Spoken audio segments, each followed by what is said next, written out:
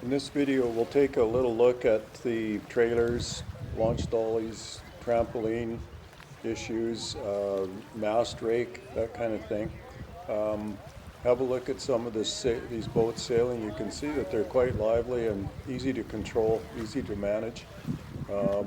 Most people sail them single-handed. If you do sail two up, make sure that you don't sail in really high winds. The boats get overpowered after about 18 miles an hour of wind, and then you can end up damaging or breaking the sleeves holding the main or rear beam.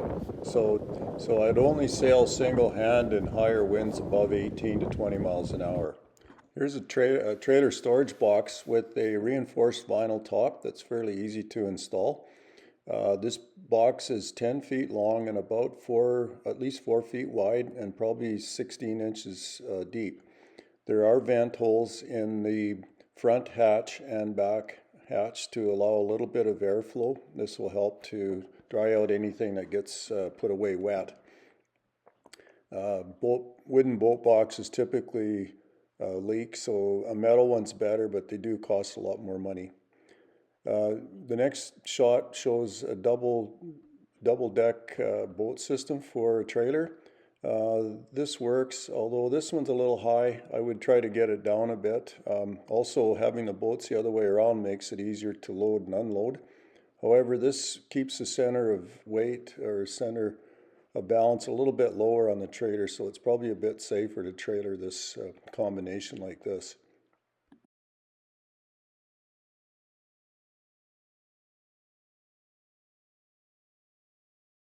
Hi.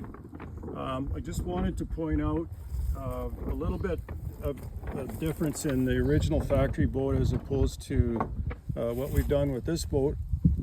We've got the forestay attached here only to keep the mast up. The luff wire inside the sail, the jib sail here, is what holds your rig up once you've got tension on the jib. We've also eliminated some of the material here. We've got a shackle and a specific shackle that was meant for loops of wire rather than wire with thimbles. This shackle could also be hooked up down where the pin is if you wanted to lower the jib even lower. There's about a 8 to 10 inch distance between here and here, so these wires have been shortened somewhat to get this whole rig lower. And what that does is it pulls the jib forward and down, opens up the slot slightly, and we feel it's a more efficient and a lighter system for the front. I'll come back and we'll show you the boom. The factory boat had a very difficult to work pin and ring here that you had to fit each time. So what we've done is we've taken the end cap off of the goose, or the leading edge of the boom here, and allowed it so that we can stab the boom onto the gooseneck pin, very similar to the way a laser is set up. This is very much faster and a lot, one of the things that helps to speed up the setting of the boat. The other thing we've done is rather than trying to tie this into here, it can be done, but we can use the rope downhaul. This rope actually should be going through this eyelet here, or a grommet. But the problem is on this boat, it's not quite long enough. So ordinarily it would go through here. The second rope is what's tying it or keeping it to the mast so it doesn't pull away from the mast very far. So this is the tack area, and you want that attached here so that when you're doing your outhaul, it's not just pulling this away from the mast. Those are the kind of things you have to be wary of when you're setting a boat up. The other thing we have is a mast rotation line here. This serves two purposes. One thing it does is, the most important, is if you're working with your boat on dry land and you need to turn it on its side, you definitely want this connected here because the mast can easily detach from the base, drop, and the boat can fall over on top of the mast and do a fair bit of damage. So this will keep the mast attached to very close to the mast base, and it also allows for a certain amount of rotation. You want to be able to rotate your mast when you're sailing, especially downwind. and especially if you have a sock sail system. Any of these things here are just ropes that tend to help to control the angle, the jib sheeting angle, whether it's more pulling along the foot of the jib or else pulling along the leech. Of course, when you're out hauled with the using the barber hauler, you definitely want more leech tension than foot tension. And when you're sailing upwind, of course, you want the opposite. You want a little more foot tension and a little less leech tension. The other thing that we've gone to, the original boats had one-piece trampolines. These were very difficult to work with, and were difficult to get on and off the boat if they needed to be re-sewn or replaced. So we've gone to a two-piece tramp. You can take your one-piece tramp and have it changed by a canvas shop. It's a little bit of effort to do that, but it's definitely much easier to work on if you have to.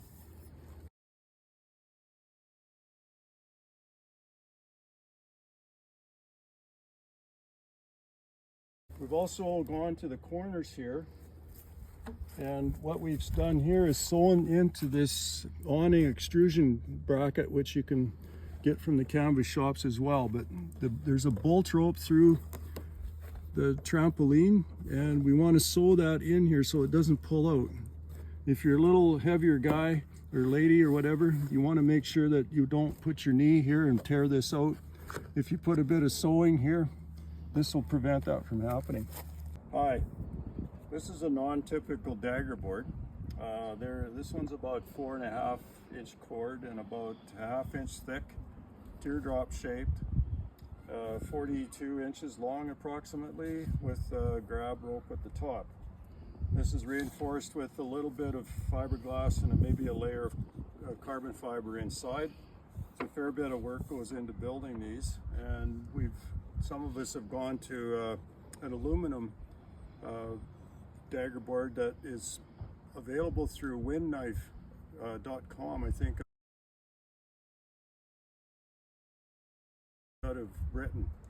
It's a little bit wider cord, I think it's 5 inches, but it's much easier to use. This takes a lot less time to build those.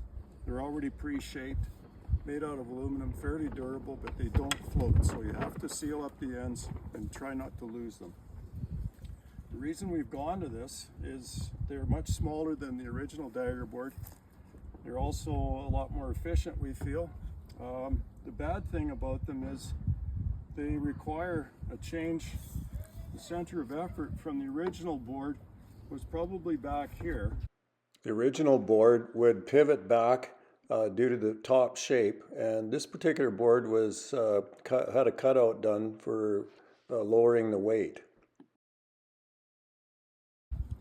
And if we move it up ahead, we also have to counter the sail center of effort, so we have to rake the mast a little bit further forward. The next thing that happens with the raking of the mast further forward is you get a beneficial effect of a little more room between the boom and the center tube. And this is actually kind of a nice thing if you're crawling around on this boat. It's sometimes nice to have a little extra room. So the mast on this boat isn't raked all that much, but it is raked ahead slightly. Ideally, you want a little bit of weather helm, and some people even would sail with the neutral helm. So the rake is very important, and trying to get that perfect setting is going to be worthwhile in the end. You'll have a nice boat to sail when it's properly balanced.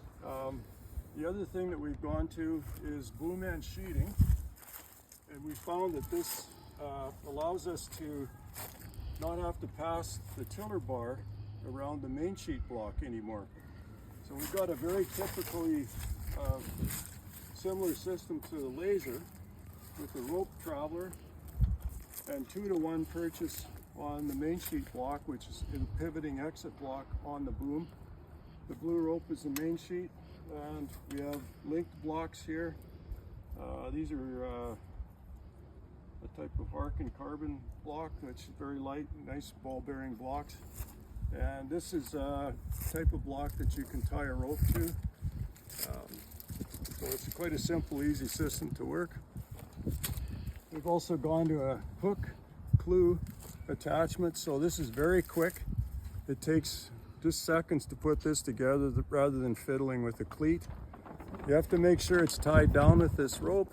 You can't have this flying up in the air too high, so the rope keeps it down.